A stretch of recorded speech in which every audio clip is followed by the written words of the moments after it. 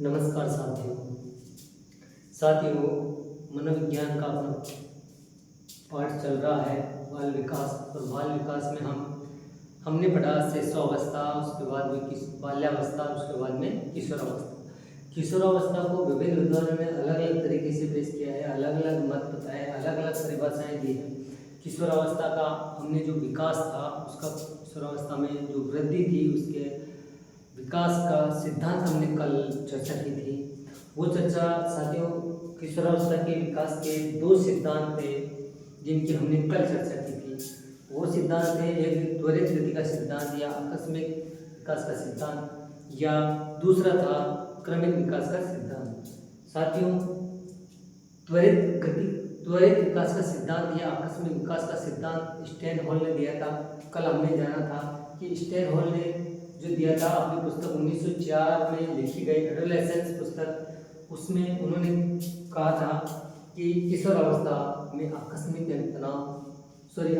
एवं अकस्मात विकास होता है, वृद्धि होती है। साथियों, उन्होंने कहा है कि जिस प्रकार एक किशोरावस्था बाल्यावस्था क्रॉस करके आती है, बाल्यावस्था के गुजर जाने के बाद में, समापन के बाद में किशोरावस्था शुरू होती है।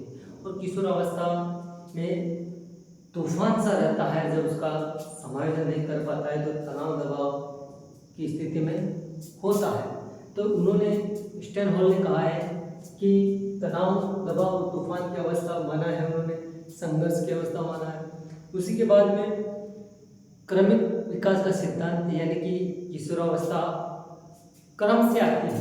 पहले गर्भधारण होता है, गर्भावस्था निकलती है, गर्भावस्था के बाद में जब जन्म लेता है, जन्म के बाद की शिशुअवस्था खत्म होती है। शिशुअवस्था में उसके शारीरिक मानसिक थोड़ा बहुत विकास होता है।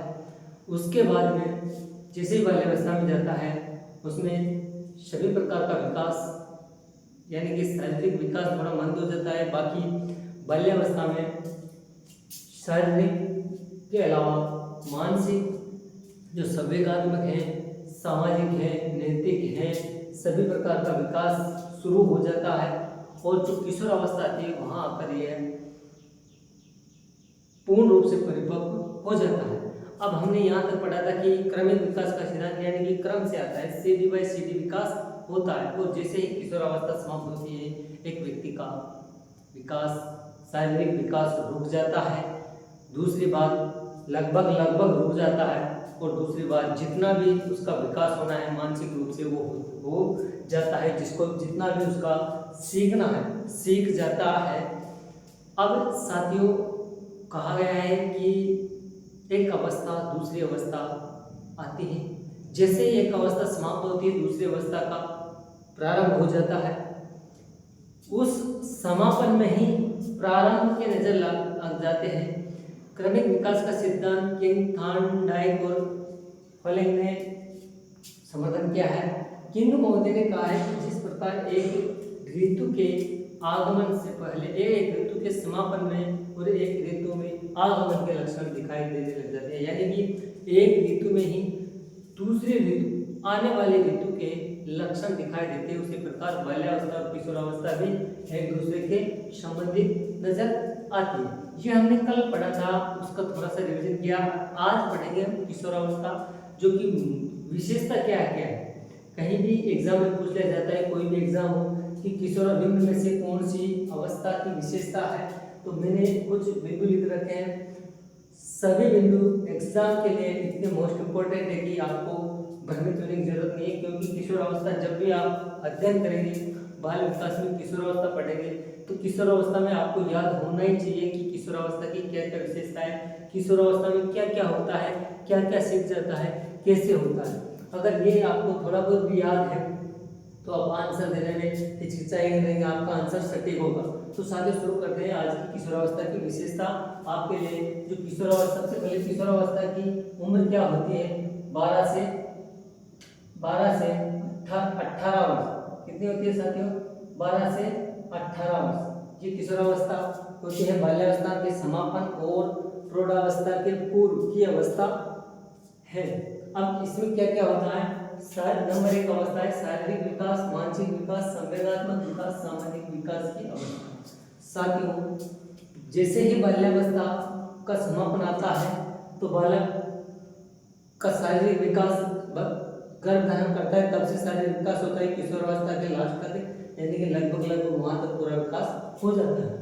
मानसिक विकास की बात करें तो मानसिक विकास साथ ही जैसे ही बच्चा जन्म लेता है, जन्म के 4-5 महीने निकलता है, उसका मानसिक विकास थोड़ा थोड़ा शुरू होता है।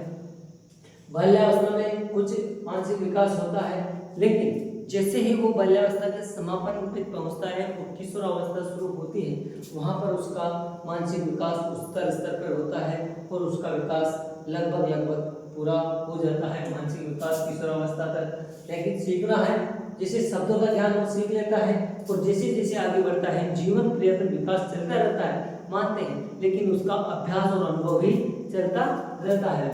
संवेगात्मक विकास किशोरावस्था में उच्चतर स्तर पर होता है, साथ ही सर्वाधिक विकास होता है सामाजिक विकास की अवस्था, यानी कि सामाजिक विकास किशोरावस्था में एक बालक का संपूर्ण सामाजिक विकास लगभग हो जाता है। अब बात करते हैं आगे की कि व्यवहार में मित्रता। साथियों, किशोरावस्था ऐसी उम्र है जिसमें व्यक्तिगत मित्रता बनाए रखना की कोशिश करता है। दूसरी बात घनिष्ठता और व्यक्तिगत मित्रता, व्यवहार को सीख जाता है क्योंकि नैतिकता का सामाजिकता का उसको ज्ञान हो जाता है, पूरी तरह से सीख जाता है। व्यवहार किस तरीके से व्यवहार किया जाता है समाज के लोगों के साथ, वो अपने घनिष्ठ मित्र जिनको विशेष चाहने वाले होते हैं उनके प्रति अपना रुझान रखता है, उनको महत्व देता है। और घनिष्ठता के साथ साथ व्यक्तिगत मित्र अपने परम मित्र होते हैं, चाहे वो बॉयफ्रेंड हो चाहे गर्लफ्रेंड हो।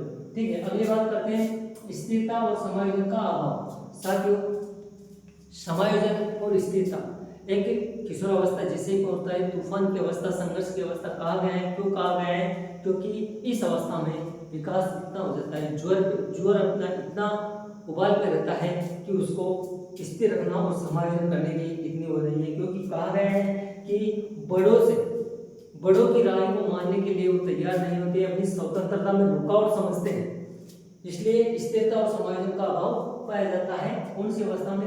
अगर आपसे पूछ लिया जाए कि समायोजन का अभाव सर्वाधिक किस अवस्था में पाया जाता है, तो आपको आंसर फटाक से देना है किशोरावस्था में। सर्वाधिक स्थिरता और समायोजन का अभाव कहाँ पाया जाएगा? स्थिरता और समायोजन का अभाव सर्वाधिक किशोरावस्था में। किसमें? किशोरावस्था में।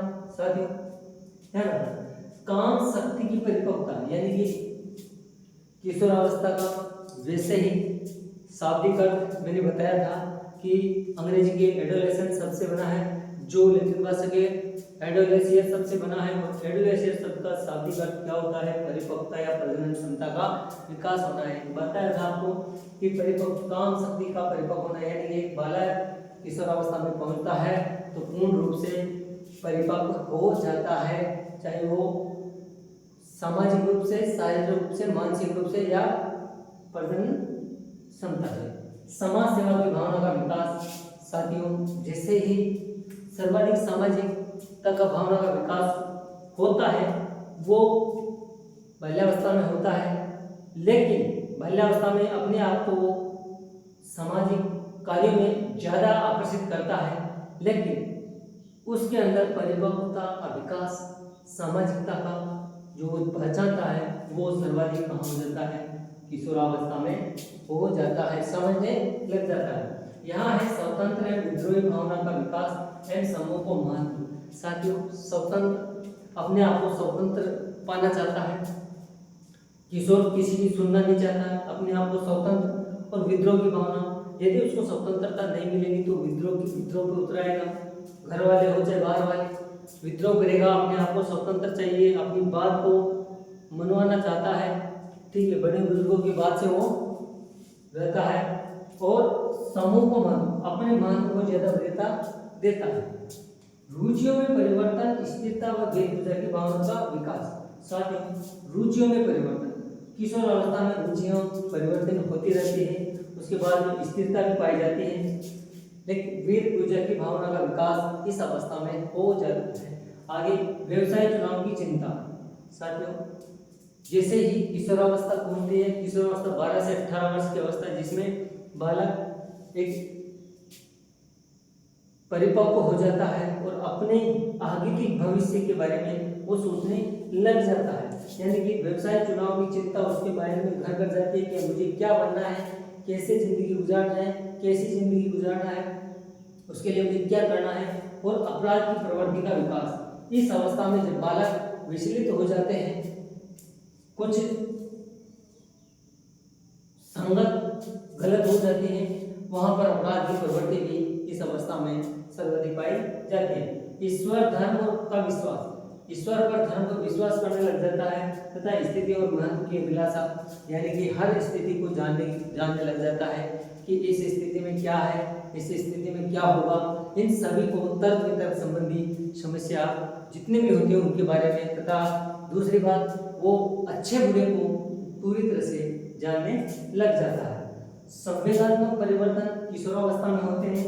नेतृत्व और विधायकता की विकास, नेतृत्व का विकास हो जाता है किशोर, जैसे ही वो बाल्यावस्था निकलती है, परिपक्व अवस्था में पहुंच जाता है किशोरावस्था में, वहां पर नेतृत्व और विधायकता का विकास भी हो जाता है।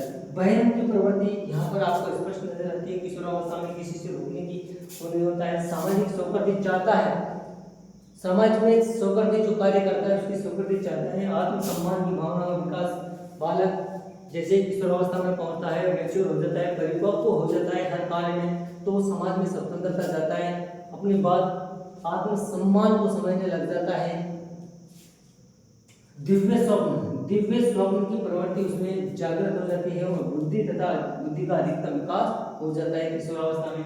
तर्क वितर्क करना सीख जाता है साथियों, सर्वाधिकतर किशोरावस्था में वो उसमें बुद्धि का विकास हो जाता है, निरीक्षण करना सीख जाता है, समस्या का समाधान आदि संबंधी विशेषताएं। साथियों किशोरावस्था के सभी विशेषताएं आपको एक बार कम से कम 1-2 बार रख लेना चाहिए, जिससे कि जब भी आप एग्जाम में कोई सा किशोरावस्था से संबंधित क्वेश्चन आए तो आपको याद हो जाना चाहिए। अब किशोरावस्था शायद 12 से 18 वर्ष की अवस्था है, इसकी क्या क्या विशेषता ये मैंने बताया। आज के लिए इतना है, धन्यवाद, जय हिंद, जय भारत।